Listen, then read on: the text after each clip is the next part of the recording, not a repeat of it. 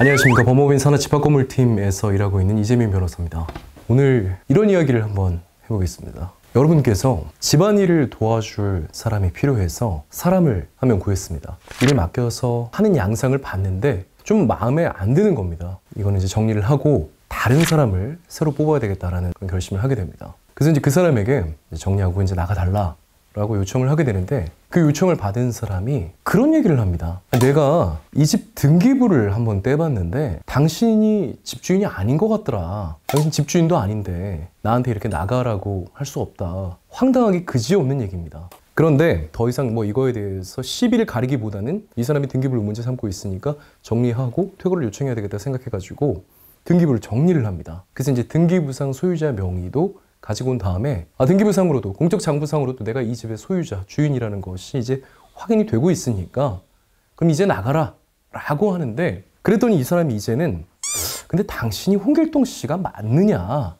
아닌 것 같다, 이런 이유를 대기 시작합니다. 결국 그렇게 되다 보니까 집주인으로서는 이제 어쩔 도리 없이 소송을 하게 됩니다. 계약관계가 내 의사에 따라서 종료되었기 때문에 이제 이 사람은 나가야 된다라는 법원의 판단이 내려집니다. 그런데 이 사람이 한 2달을 민기적 이런 핑계 저런 핑계 대면서 버티고 있다가 이제 어쩔 수 없이 나가게 됩니다. 근데 나가면서 하는 얘기가, 법원의 판단이 내려진 이후로도 2달 걸쳐서 일을 한 건 사실이니까 그 일한 기간에 해당하는 급여를 달라라는 요구를 하게 됩니다. 근데 집주인 입장에서 생각을 해보면 이 사람이 제공하는 서비스 받기를 원하지 않았다. 그런 식으로 내가 급여를 지급할 이유가 뭐가 있느냐.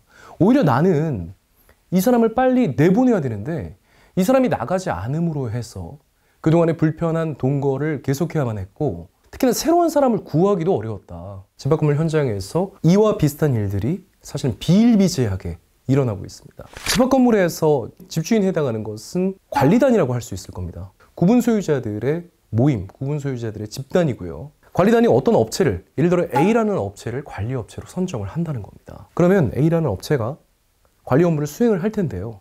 그게 사실 마음에 안 들 수가 있다는 거죠. 관리업체를 축출하고 새로운 관리업체를 선임하기 위해서는 가처분 신청을 했는데, 가처분이 일반적인 소송보다는 좀 더 신속하게 결론이 내려지는 게 맞지만 그럼에도 불구하고 몇 달이 걸립니다. 그런데 문제는요, 관리인 같은 경우는 임기가 우리 법에서 최대 2년이라고 규정하고 있다는 겁니다.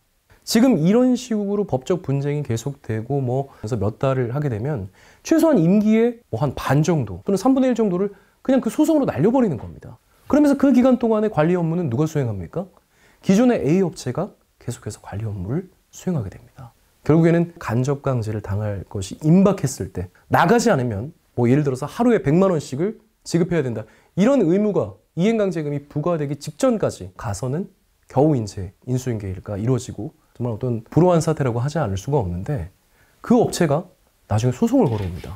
어쨌든 우리가 마지막까지 민기적거린 그 2달, 그 2달이 끝날 때까지는 우리가 계속 관리 업무를 수행했는데 우리 용역비 못 받았다, 이런 주장을 하면서 소송을 제기합니다.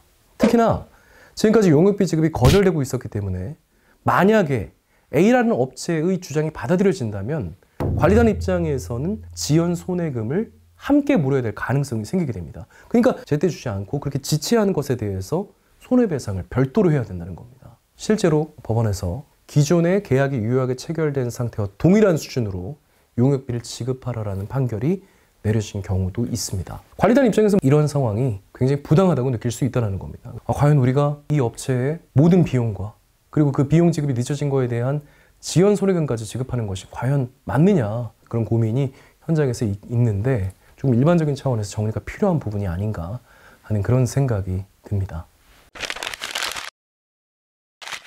오늘 그 집합건물 현장에서 문제가 되는 어떤 그런 상황에 관해서 한번 말씀을 드려봤고요. 특히 이런 점과 관련해서 좀 고민을 하고 계시는 분이 있다면 저희 법무법인 산하를 찾아주시기 바랍니다. 고맙습니다.